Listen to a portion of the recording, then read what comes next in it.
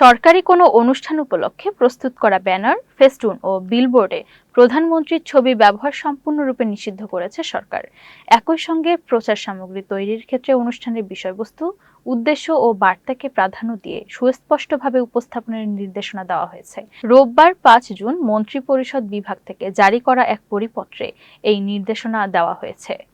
পরিপত্রে বলা হয়, সরকারি কোনো অনুষ্ঠান উপলক্ষে প্রস্তুত করা ব্যানার, ফেস্টুন ও বিলবোর্ডে প্রধানমন্ত্রীর ছবি সম্পূর্ণরূপে ব্যবহার নিষিদ্ধ করা হলো।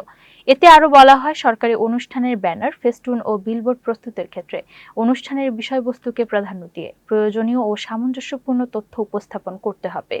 ব্যানার, ফেস্টুন ও বিলবোর্ডের নকশা এমনভাবে তৈরি করতে হবে যাতে অনুষ্ঠানের উদ্দেশ্য, বার্তা ও বিষয়বস্তু সুস্পষ্টভাবে প্রতিফলিত হয়।